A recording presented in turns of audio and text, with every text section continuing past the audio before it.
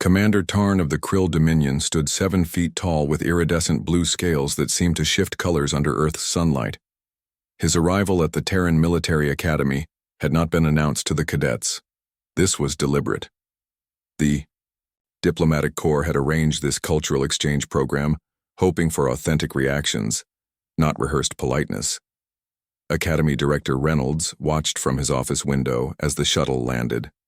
This is either going to be the greatest advancement in interspecies relations or the biggest disaster since first contact, he muttered, straightening his uniform before heading to the landing pad. The Krill warrior descended the ramp with a grace that belied his massive frame. 4 arms, each ending in 3-fingered hands, hung at his sides. 2 carried ceremonial weapons, a curved blade and a staff topped with what looked like crystalline technology. His head, crested with a ridge of hardened tissue, swiveled to take in the human facility. "Welcome to Earth, Commander," Director Reynolds said with a formal bow. "We're honored by your presence." Tarn's translator device hummed. "The honor belongs to the Krill. I am here to learn from humanity's finest warriors." His voice resonated with a peculiar harmonic quality that made several nearby cadets flinch. News of the aliens' arrival spread through the academy faster than an official announcement could have. By the time Tarn reached the main building, hundreds of eyes watched from windows, doorways, and barely concealed positions behind vehicles. Cadet Jackson, a first-year student with aspirations of joining Earth CA, Interstellar Fleet, pressed against the dormitory window. "That's a Krill," he whispered to his roommate, Cadet Miller. "They can tear apart battle tanks with their bare hands."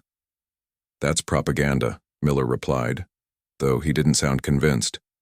"The briefing said they're just stronger than us because of their homeworld's gravity. Like 3 or 4 times stronger.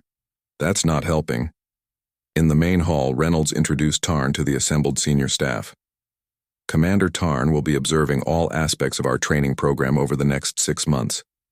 He will also offer seminars on Krill combat techniques that have been approved for human physiology." The word "approved" sent a ripple of unease through the room. Everyone present understood the implication. There were Krill fighting techniques humans simply couldn't survive. Lieutenant Parker, the combat training instructor, approached Tarn with professional courtesy, masking his apprehension. "Would you care to observe today's advanced hand-to-hand session, Commander?" "I would be honored," Tarn replied, his head crest flaring slightly, a sign of interest that the humans misinterpreted as aggression. 3 cadets at the back of the room discreetly activated their emergency beacons. The training hall fell silent when Tarn entered. 30 cadets froze mid-exercise, staring at the alien warrior. Parker cleared his throat. "As you were. Today we have a distinguished observer. Commander Tarn of the Krill Dominion will be watching our techniques." A cadet dropped her practice weapon. The clatter echoed through the hall. "Perhaps," Tarn suggested, "I might demonstrate a basic movement sequence. With your permission, of course." Parker hesitated only briefly. "We would be honored." Tarn moved to the center of the training mat and removed his ceremonial weapons, placing them carefully aside. Then he began to move. The sequence started slowly, fluid motions that reminded the humans of Tai Chi. Then it accelerated. 4 arms weaving complex patterns, body twisting in ways that should have been anatomically impossible. The air seemed to vibrate around him. When he finished, the room remained silent until one cadet began to applaud. Others followed nervously. That was the Krill meditative form called Harmony of Winds, Tarn explained. It prepares the body and mind for combat while honoring the elements. "It was beautiful," Parker admitted. Later that day, disaster struck in the mess hall.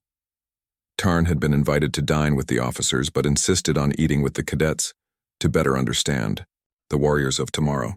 His appearance in the doorway caused immediate silence, followed by whispers and stares.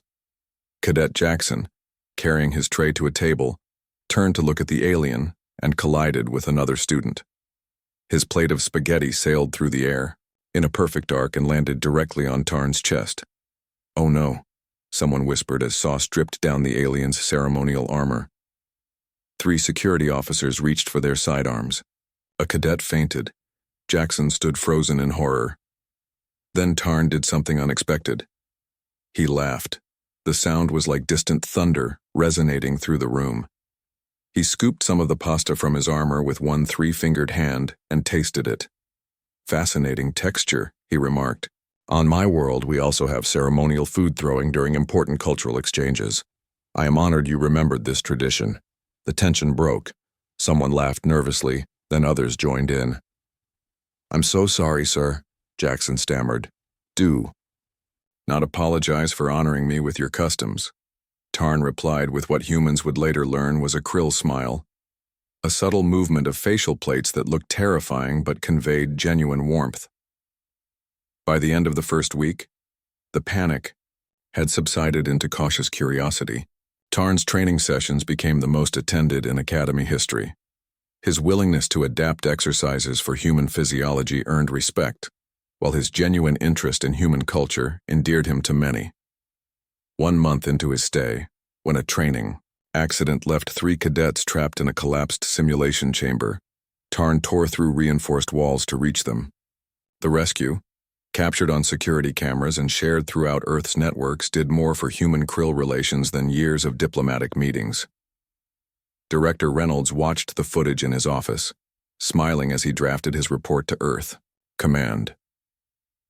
The cultural exchange disaster they had feared had become something else entirely, the beginning of true understanding between species. Outside his window, Commander Tarn could be seen demonstrating a krill greeting ritual to a group of fascinated cadets. None of them flinched when his head crest flared in approval.